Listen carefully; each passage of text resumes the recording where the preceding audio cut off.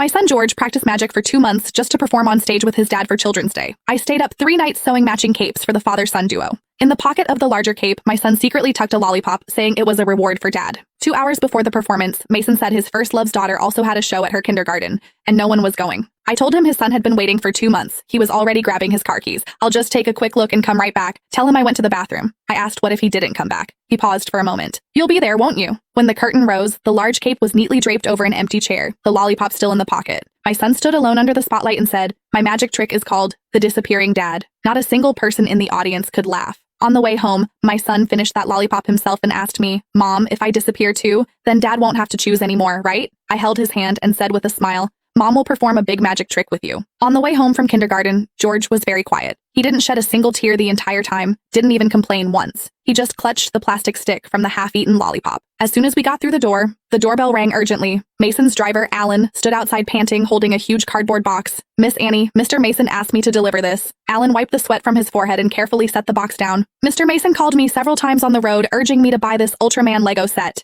He said he left in a hurry and was afraid George would be upset.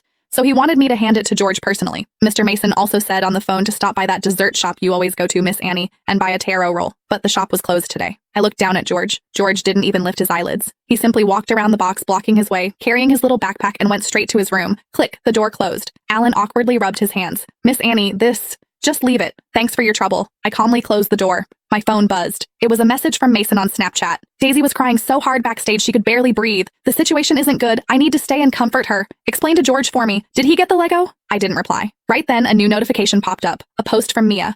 The photo showed a man's upright figure from behind, bending down to hold a little girl in a princess dress.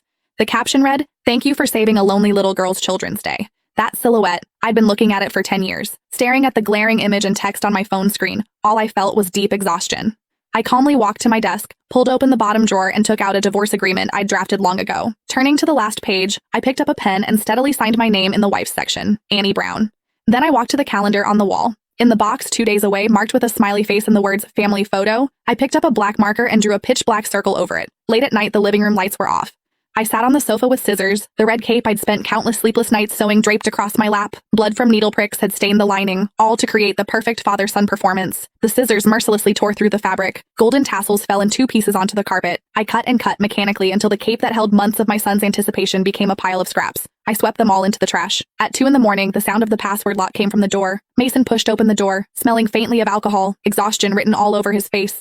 He casually loosened his tie and was about to change shoes when his movements suddenly stopped. In the moonlight, he stared down at the trash bin by his feet. Inside, the shredded red cape lay quietly. "Annie, what are you throwing a fit about now?"